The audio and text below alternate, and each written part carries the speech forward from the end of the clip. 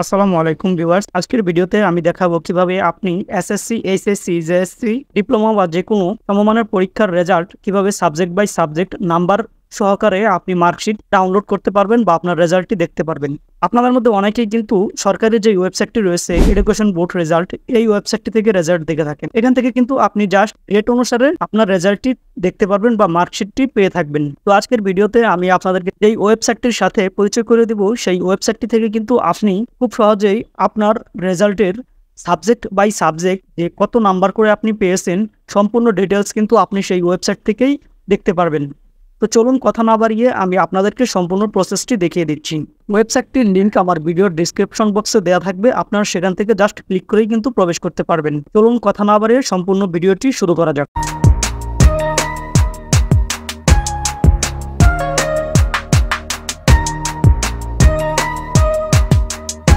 প্রথমেই আপনি আপনার যে কোনো একটি ব্রাউজারে প্রবেশ করবেন। সেখান থেকে উপরে দেওয়া যে ওয়েবসাইটটি রয়েছে সেই ওয়েবসাইটটি আপনি জাস্ট ক্লিক করে দেবেন।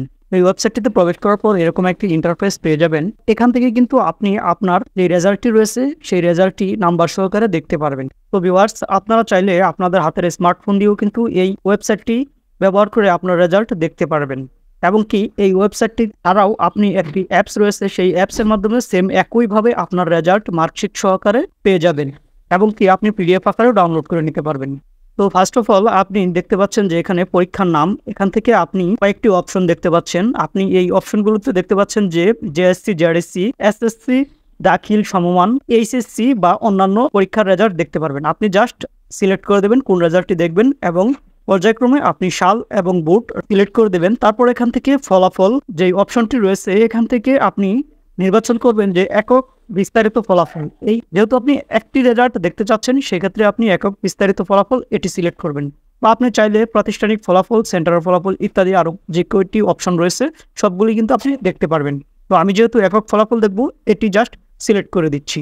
সিলেক্ট করে দেওয়ার পর দেখতে পাচ্ছেন যে নিচে পরীক্ষার্থীর রোল নাম্বার ইংরেজিতে লেখার জন্য বলা হচ্ছে। আপনি জাস্ট এখানে পরীক্ষার্থীর রোল নাম্বারটি এখানে বসিয়ে দেবেন। রোল নাম্বারটি বসানোর পর আপনি নিচে দেখতে পাচ্ছেন যে পরীক্ষার্থীর রেজিস্ট্রেশন নাম্বার, এখানে জাস্ট আপনি রেজিস্ট্রেশন নাম্বারটিও বসিয়ে দেবেন। রেজিস্ট্রেশন নাম্বার বসানোর পর নিচে দেখতে পাচ্ছেন যে একটি কোড নাম্বার রয়েছে একটি ফটোর উপরে, সেই কোড নাম্বারটি আপনি জাস্ট এখানে বসিয়ে দেবেন। যদি আপনার বুঝতে অসুবিধা হয় সেক্ষেত্রে আপনি পুনরায় লোড করুন এই অপশনটিতে ক্লিক করবেন।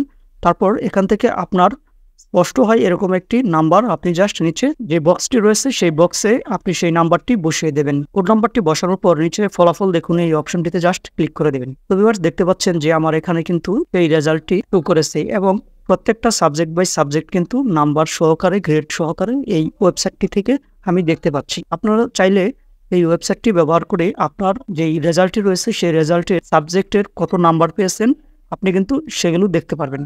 তো ভিউয়ার্স, আপনি চাইলে এখান থেকে এই মার্কশিটটি প্রিন্ট করতে পারবেন। এর জন্য প্রিন্ট একটি অপশন দেখতে পাচ্ছেন, এই প্রিন্ট অপশনে ক্লিক করলে কিন্তু আপনি জাস্ট প্রিন্ট করতে পারবেন। তো ভিউয়ার্স, আপনারা যদি যে সরকারি ওয়েবসাইটটি রয়েছে এডুকেশনাল বোর্ড রেজাল্ট, এই ওয়েবসাইটটি থেকে আপনার রেজাল্টটি দেখতে চান বা ডাউনলোড করতে চান সেখান থেকে কিন্তু আপনি জাস্ট আপনার সাবজেক্টের যে গ্রেড রয়েছে সেই গ্রেডগুলো দেখতে পারবেন, কত নাম্বার পেয়েছেন সেগুলো কিন্তু দেখতে পারবেন না। তো ভিউয়ার্স, আপনারা চাইলে এই অ্যাপসটি ব্যবহার করেও কিন্তু আপনি আপনার রেজাল্টটি মার্কশিট সহকারে সেম একইভাবে দেখতে পারবেন। তো আজকের ভিডিও এই পর্যন্তই। ভিডিওটি ভালো লাগে থাকলে অবশ্যই চ্যানেলটিকে সাবস্ক্রাইব করতে ভুলবেন না। ধন্যবাদ।